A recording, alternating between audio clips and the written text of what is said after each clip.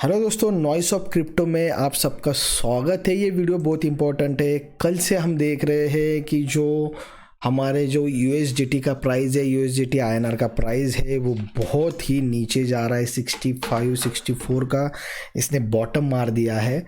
And ये ऐसा क्यों हुआ है? Because of the news. तो यहाँ पे एक न्यूज़ है इंडियन गवर्नमेंट की तरफ से, जो कि न्यूज़ चला रहे हैं हमारे मीडिया वाले, एंड जिसके कारण यहाँ पे ये जो रिजल्ट है वो अभी हम देख रहे हैं। बहुत सारे लोग सेलिंग स्टार्ट कर चुके हैं, ताकि उनको ऐसा लग रहा है, बहुत पैनिक सिचुएशन है कल रात से, कि इसके बाद क्या शायद एग्जिट करने का मौका मिले या ना मिले। तो इसके बारे में ये वीडियो पूरा है, तो प्रॉपर समझने की कोशिश करिए।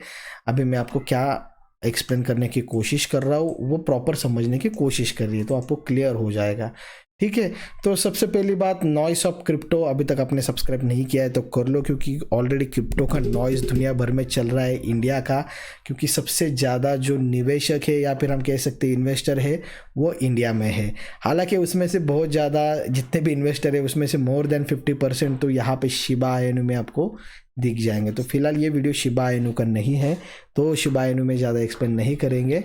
हम अभी बात करेंगे हमारे मेन टॉपिक के बारे में, जो कि है कि क्या क्रिप्टो बैन हो सकता है।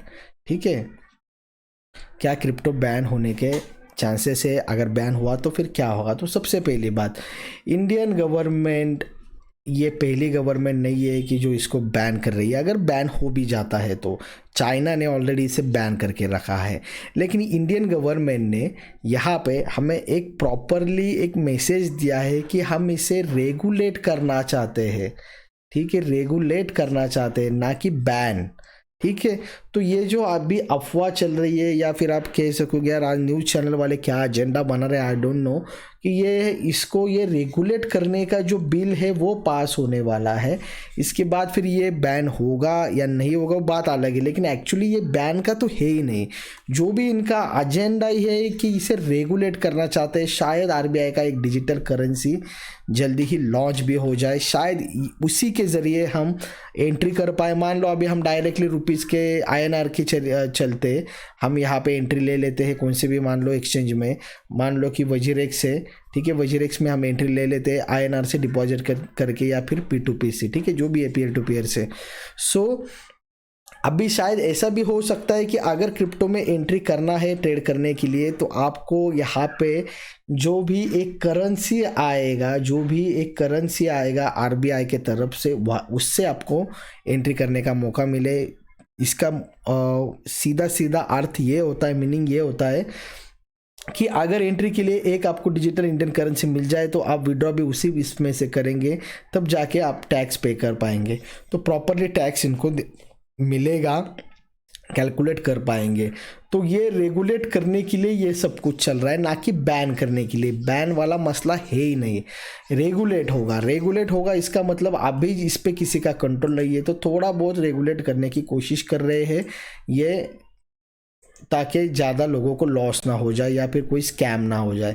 तो और एक यहाँ पे पॉइंट हो जाएगा, जब अगर रेगुलेट कर रहे हैं, मान लो मैं अभी कह रहा हूँ कि रेगुलेट कर रहे हैं, इसका मतलब ये बिल ला रहे हैं, बिल के ज़रिए एक बिल ये पास करने वाले हैं यहाँ पे विंटर सीजन में। एंड ये जो रेगुलेट करेंगे मतलब इसको कंट्रोल करेंगे।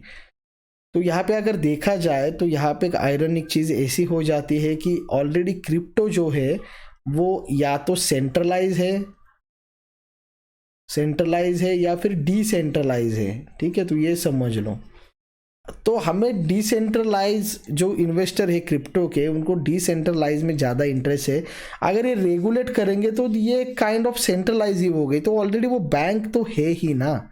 ठीक है, तो ये जो भी कर रहे हैं वो अगर सिर्फ टैक्स बेनिफिट के लिए कुछ ऐसी वाली एंट्री ले लेते हैं तो थोड़ा बहुत रेगुलेट भी हो जाएगा, लेकिन 100% तो नहीं कर सकती, क्योंकि ऑलरेडी इसका जो फंडा इन्होंने बनाया गया है, जो बिटकॉइन या फिर जो भी हम इसकी ब्लॉकचेन टेक्नोलॉजीज की हम बात कर रहे हैं, तो ब्लॉकचेन बनाया ही इस तरह से है कि ये डिसेंट्रलाइज है, इसे कोई एक हैंडल नहीं करता है।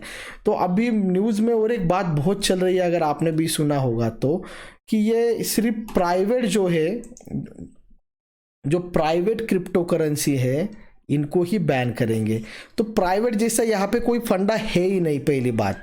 प्राइवेट जैसा यहाँ पे कोई फंडा है ही नहीं। अगर प्राइवेट मान ली जाए कुछ हद तक सेम है सेंट्रलाइज से, तो ये मेन बेसिक फ़र्क जो है, डिफरेंस जो है, इन लोगों को पता ही नहीं है शायद, जो भी ये न्यूज़ यहाँ पे बोल रहे हैं।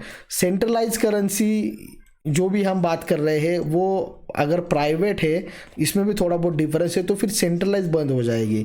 मान लो कि कोई एक्सचेंज है जो कि प्राइवेट एक्सचेंज है बाइनांस का बीएनबी भी हम जो भी कह सकेंगे कि ये भी प्राइवेट है, मोनेरो प्राइवेट है, ऐसे बहुत सारे प्राइवेट है। लेकिन जो बिटकॉइन है वो सेंट्रलाइज ही है, एंड इथेरियम जो है वो तो अपनी सब कुछ टेक्नोलॉजी पे चल रहा है। तो सबसे इम्पोर्टेंट बात, ये रेगुलेट करने की बात हो रही है, जो बिल चल रहा है वो रेगुलेट होने के लिए है, बैन करने के लिए बिल्कुल भी नहीं। सो प्लीज़, जब तक क्लैरिटी ना मिले कि क्या होने वाला है, आपने जो पोजीशंस है वो हल्के कर सकते हैं डर के मारे, लेकिन पूरा स्क्वायर अप करने की ज़रूरत नहीं है। जो भी आपके पोजीशंस हो गया, आपको एग्जिट करने का मौका दिया जाएगा अगर ये बैन भी होता है तो। So moral of the story, सबसे पहली बात, वेट एंड वॉच। जो अभी आपको वजीरेक्स में दिख रहा है वो ग्लिच होने के ज़्यादा चांसेस है, तो उसके बारे में थोड़ा मत सोचो। जो भी पीएनएल आपको दिख रहा है, मॉरल ऑफ द स्टोरी को समझिए। मॉरल ऑफ द स्टोरी ये है कि वेट करना है, वेट एंड वॉच। एग्जैक्टली क्या रेगुलेशन लेके आते हैं वो हमें देखना है, क्योंकि अगर बैन करना होता तो डायरेक्टली बैन हो जाता। उसके लिए बिल पास करने की ज़रूरत नहीं थी, वो डायरेक्टली बैन कर सकते थे। ये बिल कब पास किया जाता है, कोई न्यू रेगुलेशंस लाना हो तो। बैन करने के लिए मान लो पबजी बैन कर दी, ठीक है, आप कहेंगे यार पबजी कंपेयर कैसे कर रहे हो, टिकटॉक बैन कर दिया। तो बैन इससे पहले भी बहुत कुछ किया है, लेकिन जब बिल की बात आती है तब रेगुलेशंस आ जाते हैं। तो रेगुलेट होने वाला है, उसमें क्या क्या प्रॉब्लम्स आ सकते हैं, मतलब रेगुलेशन में क्या रूल्स आएंगे, वो हम कैसे उसका सामना करेंगे, वो हम उस टाइम देखेंगे। तो फिलहाल थोड़ा सा चिल रही है, देखेंगे हम क्या होता है क्या नहीं। वेट एंड वॉच ही करना है।